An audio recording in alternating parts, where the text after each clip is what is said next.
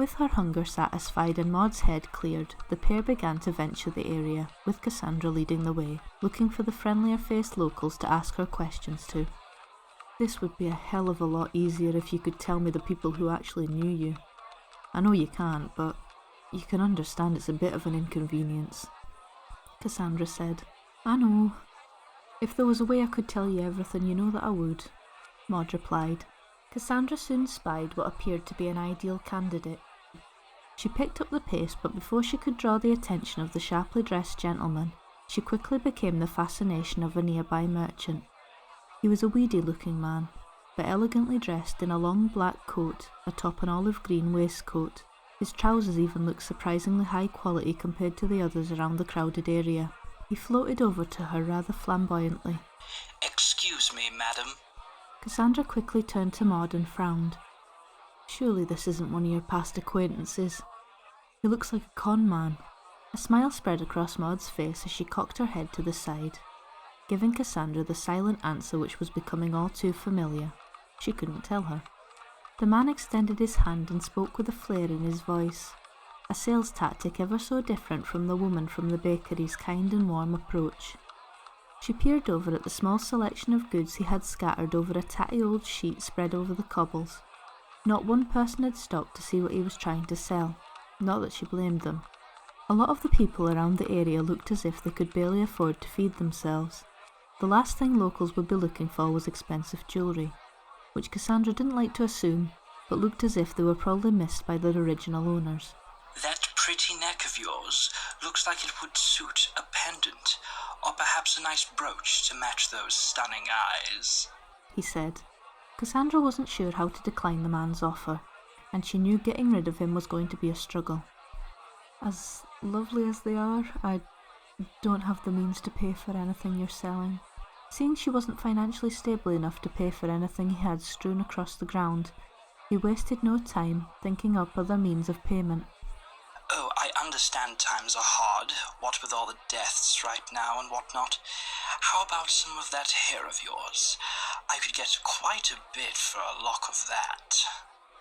She was confused at the thought of asking someone for hair as a form of payment.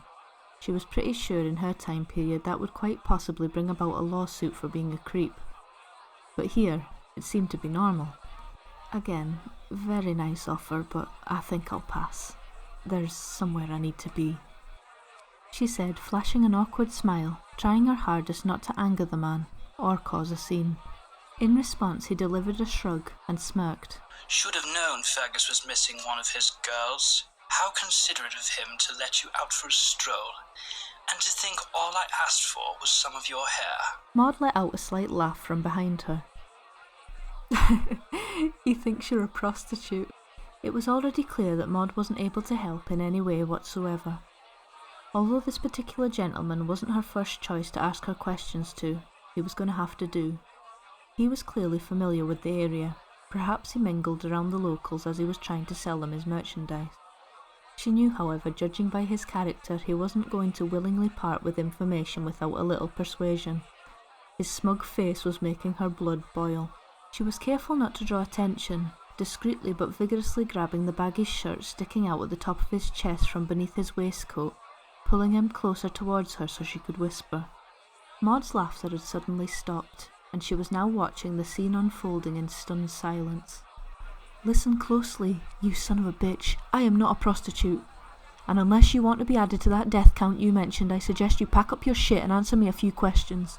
Fear and a quick retraction of his last statement was what she expected, but not what she received. Far from it. A grin flashed over his face, and his eyes lit up with what appeared to be excitement. Are you sure? Might be a profession worth looking into. Fellows would pay generously for a lady like you, if this is the way you would treat all your clients.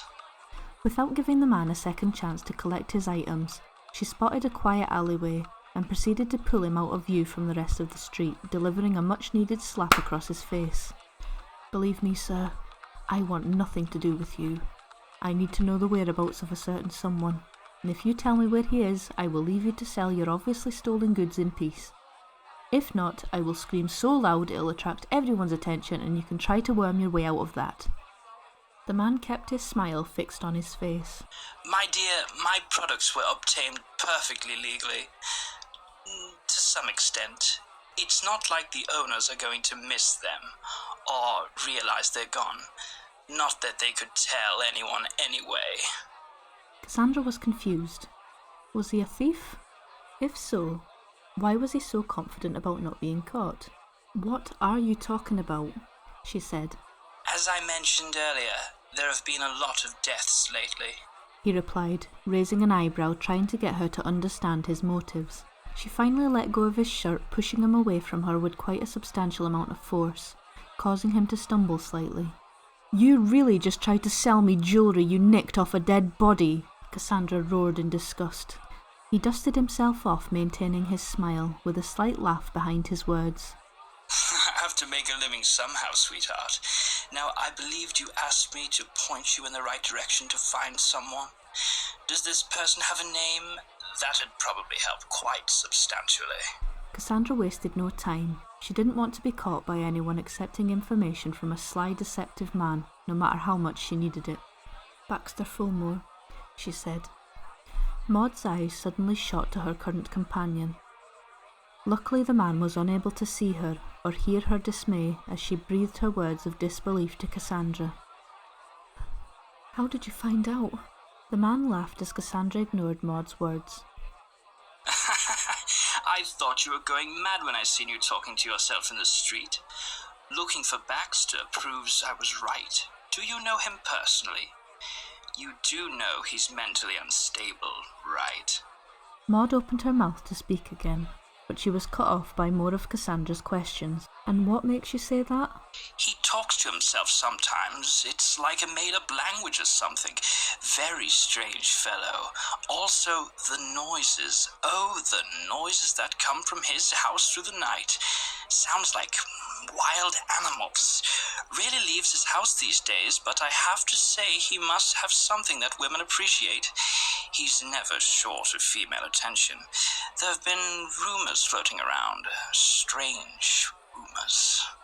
Right, Cassandra, Maud said. Her voice was sad, almost as if she was ashamed as she spoke. That's enough. Knowing the unusual man knew of Baxter gave Cassandra a sense of hope. Maybe this wasn't going to be as hard as she thought. Right, where can I find him? She asked eagerly. After everything I've just said, you still want to see him? If you're not a prostitute, then what is it you're looking for? He knows something about a friend of mine, and I need to know what that something is. Now, where is he? He raised his hand and pointed to a small building in the distance. It looked like an old church. The grounds around the structure were overgrown and distressed looking. Cassandra wasn't expecting him to live so close. In the end, she was quite pleased she had bumped into the strange fellow. You'll find him there. You're a little bit early, though. The women only show up at night. Cassandra finally managed a genuine smile.